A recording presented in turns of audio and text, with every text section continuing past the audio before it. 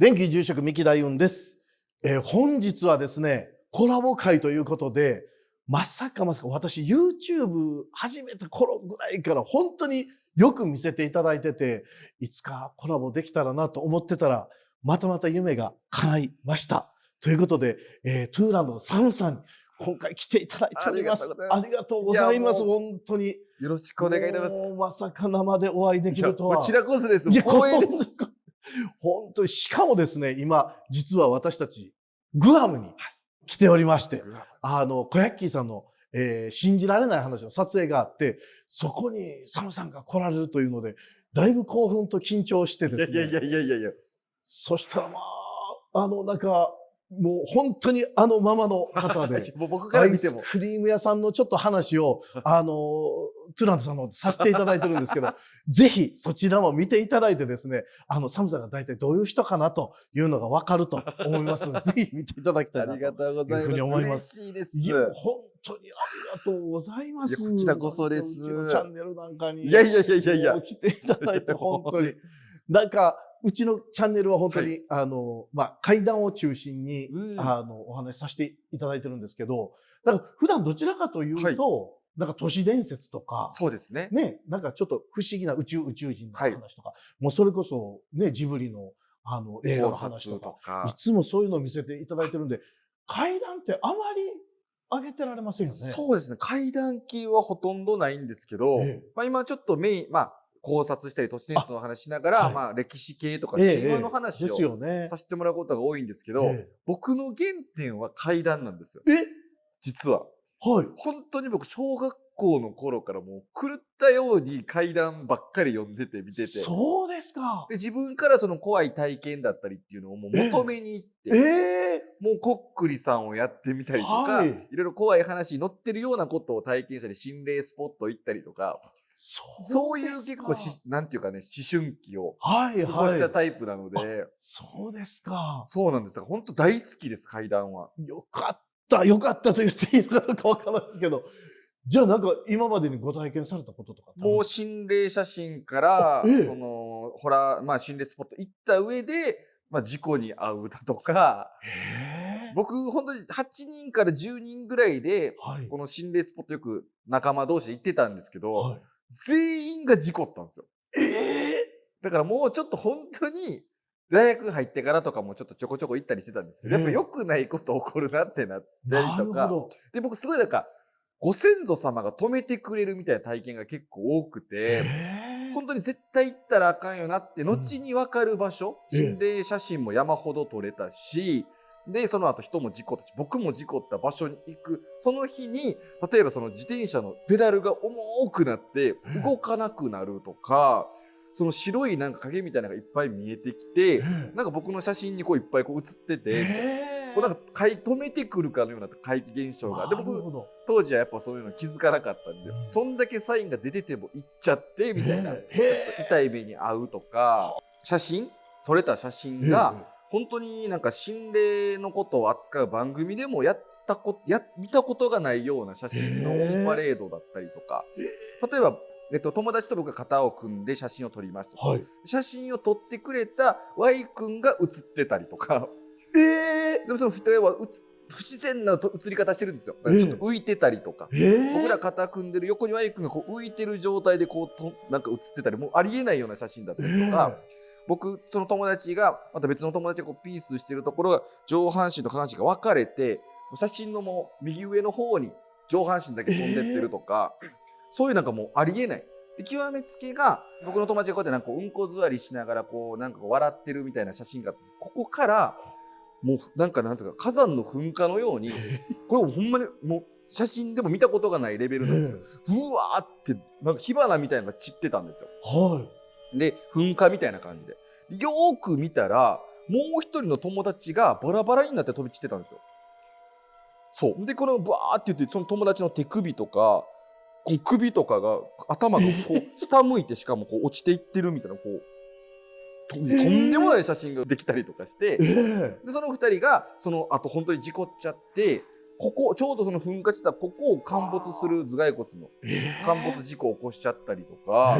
そこからもう僕らとも遊ばなくなって、その2人でずーっと朝から夕方までキャッチボールしてるみたいな、魂抜けたような状態になった時期があったりとか、結構そういう思春期だったんで。めちゃくちゃあるじゃないですか。そうなんです。だからそういう経験があるから、あんまりその心霊写真とか、心霊スポットだとか、怖い話からもちょっと疎遠にはなってたんです。なるほど。それでも起こるときは起こるなっていうところで、ちょっと僕、B さんにちょっとご相談したいことが、ぜひぜひ。いくつかあるんですけど、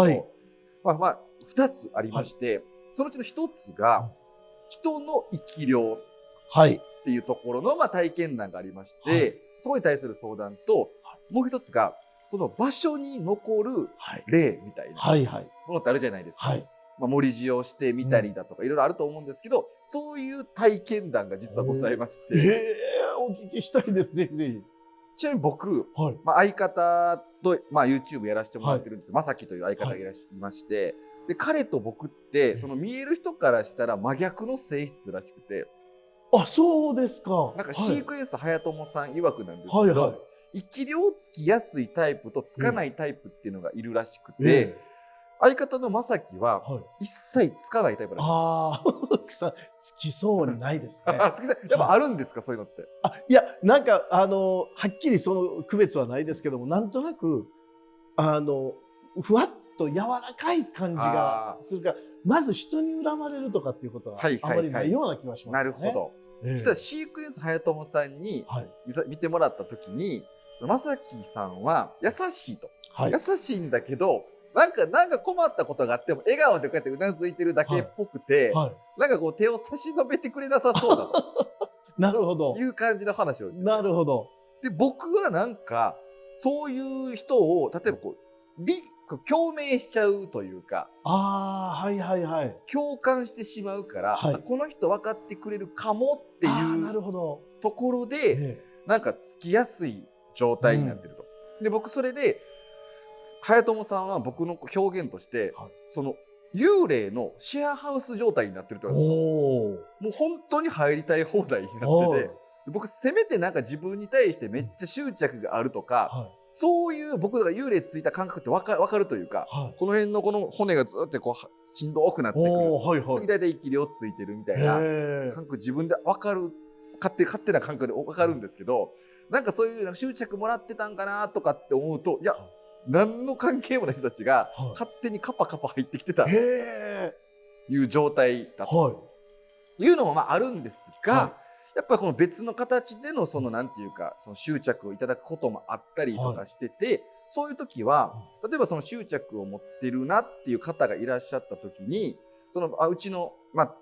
僕その時気づいてなかったんですけど、何人かで僕の実家とかでみんなで遊ぼうぜって言ってこう呼んだことがあったんですよ、昔に。でその時におかんもちょっとそういうの感じる人間なんですけど、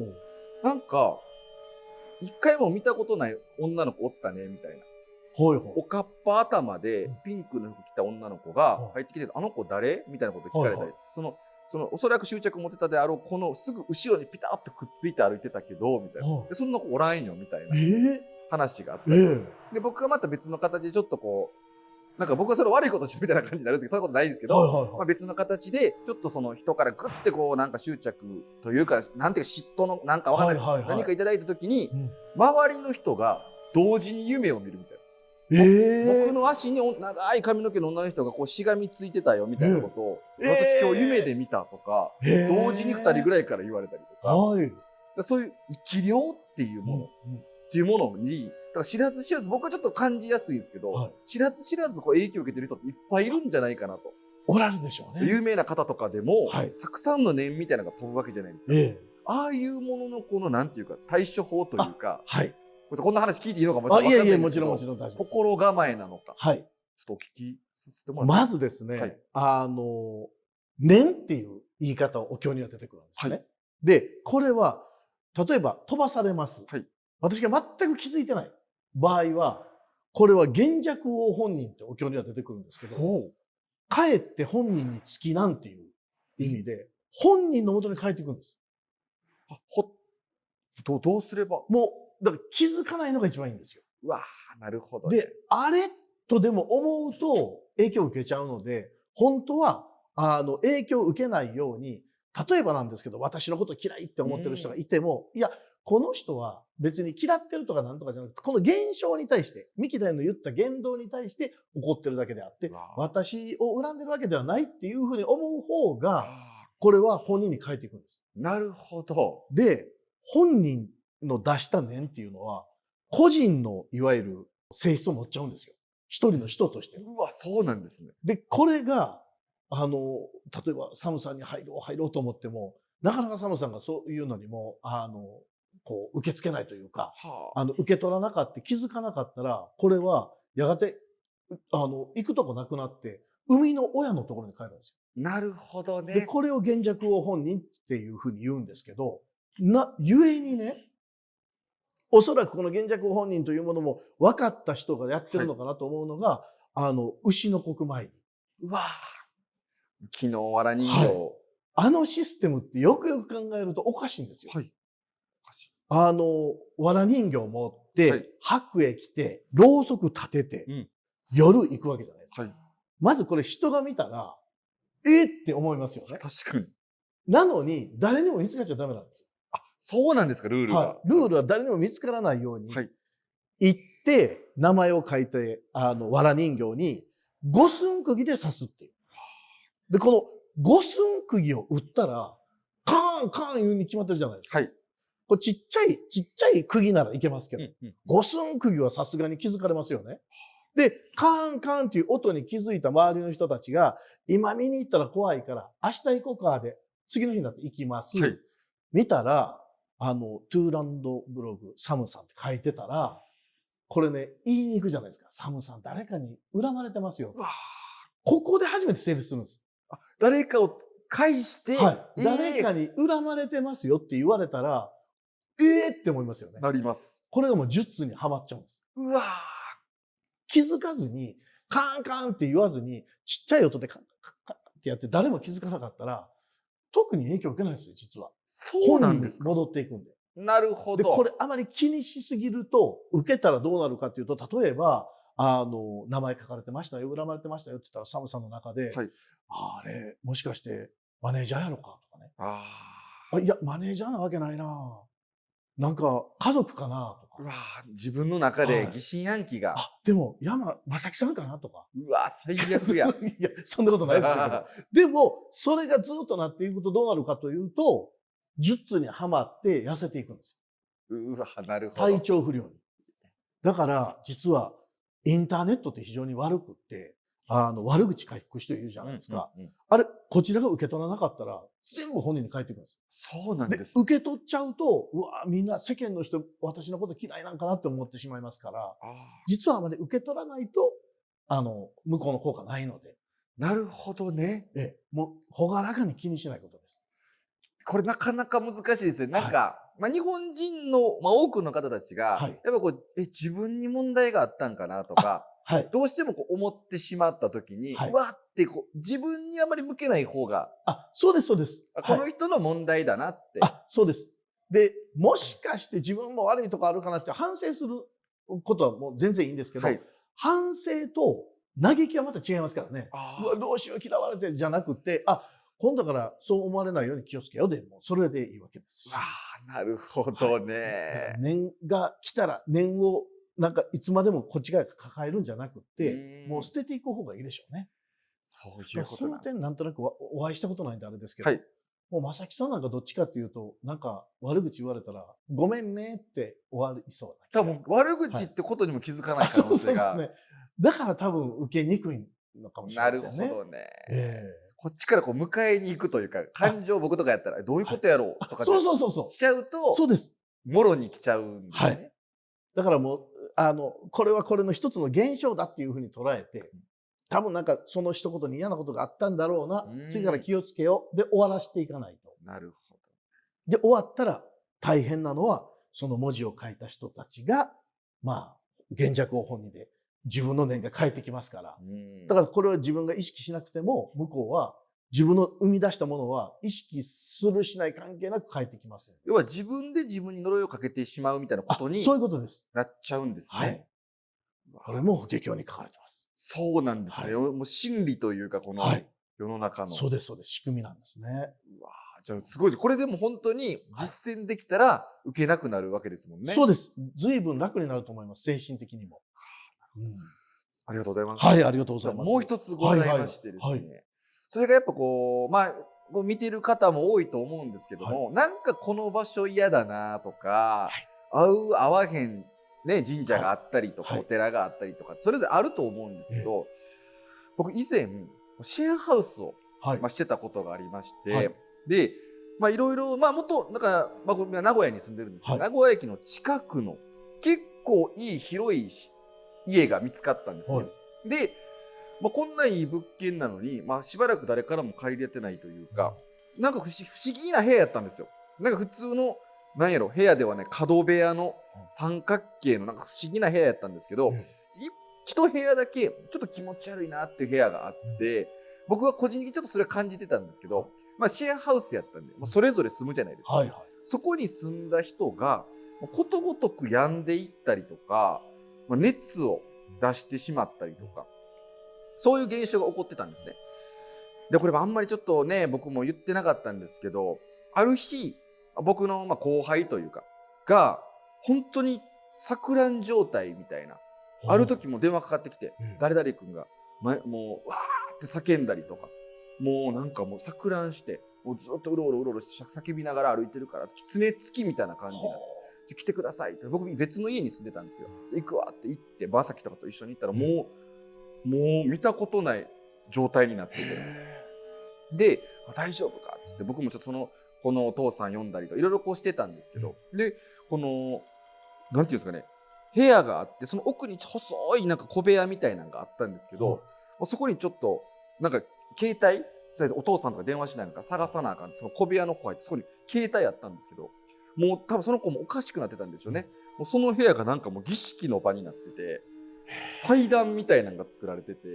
でこの携帯がその祭壇のトップになってるみたいな感じ、その携帯触ったらもうなんかもうよだれまみれみたいな、ちょっとなんかもうわけわかんない状態になってる。でわーってなって、一応お父さん呼んでこういろいろこう一瞬ちょっと一時期引き取ってもらったりとかあったんですけど、この部屋なんかあるぞってなって、でよくよく見たらちょっとこうなんか仏壇みたいなあったりとか、ちょっとこうなんかこう霊的な場所なのは間違いなさそうだなってなって、で僕ちょっと知り合いのちょっと霊能者的な方がいたので、ちょっと呼ばせてもらって、で来てもらったんですね。で見てもらったら、あーなるほどねって、前の住居人がおじいさんでここで亡くなってると。でこれ後で分かったことなんですよ。本当にここそうで、要はこの建物のオーナーさんが住んでた家やったんですよ、そこ。でそのオーナーさんがその部屋で、仏壇とかある部屋で暮らしてて、そこで亡くなってて、そのおじいさんが誰もこの部屋に入れたくないって言ってずっと睨んでると、部屋の奥でそこでって言ったんですね。うわ、そういうことだから、みんなここに入ったら、要はたたりを受けるじゃないですけど、状態になってるんやでって言われて、で死をこうなんか盛り塩みたいな、なんかこうなんかいろいろこうなんかやってはって、こう儀式なのかなんかわかんないですけどやってて、盛り塩をして、これが何時間か経ったらバサッて崩れるから、そうなったら除霊完了だと思ってって言われて、何時間後か見たらもうバラってこう崩れてたんですよ。あ、じゃあ除霊完了だとよかったんや。でもやっぱ気持ち悪いじゃないですか、一回そういうことがあって。でもやっぱ住人全員もその状況を見てるし、なんかちょっとテンションも低くなっていって、ちょっとこのシェアハウスもやめるかみたいな感じになって、で不思議なことに、この普通解約する時ってなんかそのなんか地主というか、この新しいその前のそのおじいちゃんは亡くなっちゃったから、新しいオーナーさんになってて、オーナーさんが立ち会いに来たんですよ、その解約の時に。あります？なんかそういうこと。そうですね。次のオーナーさんってことですもんね。次のオーナーさんが解約の時に、不動産会社とかでもなく、不動産会社と一緒にそのマンションのオーナーさんも立ち会いに来たんですよ。で、何かありましたかってめっちゃ聞かれたんですよ。で、要はこれ、僕らが住む前も同じような霊的な体験をして退去することが相次いでたから、なるほど、これなんかおかしいなって多分そのマンションのオーナーさんもなって、僕らがもう立ち退くという時に何かそれが原因ですかってことを聞きに来てたんですよ。はいはい。で僕らえいや実はこういうことがあってで詳細に話して、はいで除霊してもらったんですよって言ったら、本当その退去する時に20万円お金かかる予定やったんですけど、はいタダでいいよって言われて、えそうでそれでまあそこから僕らタダで退去できたんですけど、なんかそういう場に残るはい。ものっていうのはやっぱり存在してるのかなっていう、それをどうもし日常でこの家気持ち悪いんだって自分が住んでる家で思っちゃったら、はい。どうすればいいんだろうっていう。わかりました。これ実は、はい陰と陽っていうのがあるんですよ。はい。なんとなく、こう、ホテルとかでも、パッと入ったら、暗く感じる部屋ってありません？わかります。あります。電気はあるんですけど、はい。電気はたくさんあるのになんか暗い。で、これ、友達の家行ったりしても、なんかこの家暗いな。うん。で、あれって何かっていうと、陰が飼ってるんです。あ、なるほで、これ陰と陽はそもそも何かっていうと、うん例えば季節で言うと、このグアム。うんこのグアムはあったかいじゃないですか。ど。確かこれ陽気。に。うん。陽ですよね。で、陽の世界で暮らしてると、陽が勝っちゃうんです。自分の中で。はい。で、陽が勝ちすぎると、ぼーっとしちゃうんですよ。ああ、何かなるほど。無気力になってきたり、もう遊ぶ自分のこととか、もうそれすらも無気力になってきたり。で、それを止めるためにどうするかというと、陰を入れなくちゃいけないんです。でば、陰とは何か。はい。これは食べ物でもありまして、陰と陽が。で、例えばスイカ、はい今日も出てましたよね、スイカなんか。あれ、スイカ食べるの、スイカって陰の食べ物なんです。なるほど。陽の時期に陰のものをいただいて陰陽を整えるんです。なるほど。で、建物もそうなんです、実は。そうなんですか。陽の部屋と陰の部屋っていうのがやっぱりあって、うわー一番ベストはこれが、もちろん釣りやってないとダメなんですよ。はい。で、陰の部屋入った時に、うわーちょっと塩まこうかってなるのは、食べ物の中で陽中の陽が塩なんです。もう最強の陽。なるほど。で、陽のものを巻くと、陰がちょっと沈むんですそういうことか。よ。で、この塩を巻くっていうのができたというふうに私は実は思ってて、で、これ実は文献が一切残ってないんです。なぜ塩を巻くかとか塩を使うかって。でも私は多分、陰と陽のあれを整えるんだろうなと、ある人から聞いたんですよ。へえ。で、これある人っていうのは誰かっていうと、私、もうちょっと頭おかしい人だと思われるかもしれませんけど、夢でたびたびね、もう今、振り返ると20回ぐらい見てるんですけど、はい。夢で寝てると、白い、本当に白い机が出てくるんです。はい。普通の白いじゃなく、もうなんか、本当の雲がこう、太陽に照らされた時のような、真っ白の四角い机が出てきて、前に、髭の長いサンタさんみたいな人座ってるんです。で、その人が、ちょっと大音来いみたいな。で、毎回夢の中で呼ばれて、そこでいろんな説明聞くんですよ。すごっ。で、この一つが実は塩で、お前塩の意味知ってるかと。で、いや、塩は塩辛いですとか、なんか言ってたら、いや、塩っていうのは陽中の陽である。だから陰のところに巻いたら、それが中和させられて、うまくいくんだよと。はで、ただ、この塩にはもっと最強になる作り方がある。で、この作り方をもう長々教わるんですよ。すごっ。で、これでできた塩をこういう風に使いなさい。もう時間指定までされて。何時から何時この場所に置いてこうして。で、事細かに聞いて朝起きるんですよ。長い夢やったなみたいなね。で、もう、だいたい夢って覚えてないじゃないですか。はい事細かに。はい。ところが、この白いテーブルが来た時には、必ず詳細に記憶に残ってます。で、実は私、お寺で出してる塩もそういう作り方してるんですけど、ただの、スーパーで買ってきた塩巻いてもいいですかってたまに言われるんですけど、いいものもあります。でも、基本的に、まあちょっと、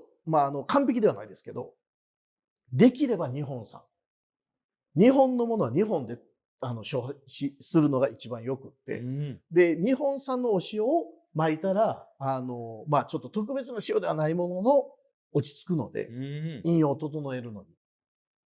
で、その場所にいる霊の人は、これも私の経験なんですけど、ずーっ